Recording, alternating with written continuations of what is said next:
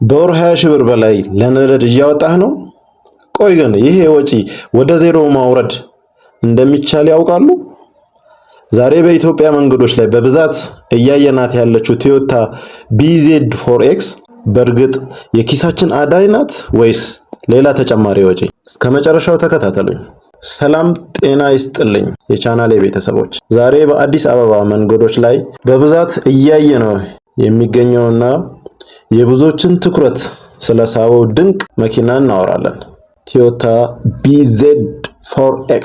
ይህ መኪና ቶዮታ ወደ ኤሌክትሪክ መኪና ገበያ በይፋ የገባበት የመጀመሪያው ውጤቱ ነው። ዛሬ ስለ ባትሪው ጥንካሬና ለምን በኢትዮጵያ ገበያ ተፈላጊ እንደሆነ በዝርዝር እንመለከታለን። አብራችሁን ቆዩ። ውጫዊ ውበትና ዲዛይን።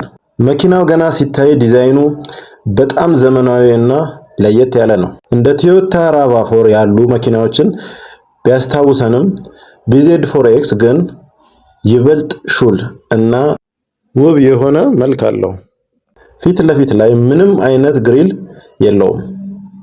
ይህ የኤሌክትሪክ መኪና መሆኑን ማሳያ ምልክት ነው። የውስጥ ምቾትና ቴክኖሎጂ። ወደ ውስጥ ስንገባ ደግሞ የቅንጦት ስሜት ይሰማናል። ዳሽቦርዱ ላይ ያለው የተቀመጠው የ12.3 ኢንች ትልቅ ስክሪን ሁሉንም ነገር መቆጣጠሪያ ያስችለናል።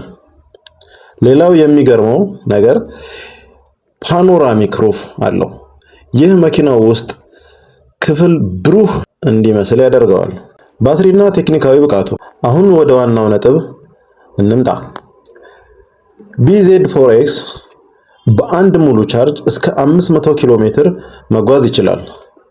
ይህ ማለት ከአዲስ አበባ ተነስተን ባህር ዳር ወይም ሐዋሳ ያለምንም ስጋት መድረስ ያስችለናል ማለት ነው። መኪናው ሁለት አይነት ድራይቭ ታይፕ አለው። መኪናው ባለ ሁለት አይነት ድራይቭ ታይፕ ይመጣል።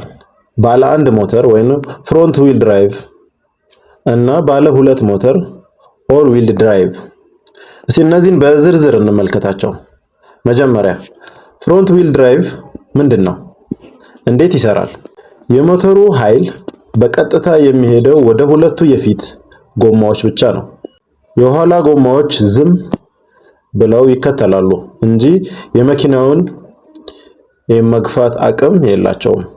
የዚህ የሞተር ወይንም የአንድ ሞተር ጥቅሙ ወይንም ፎር ዊል ድራይቭ የምንለው የፊት ለፊት ጎማውን ብቻ የሚያሽከረክር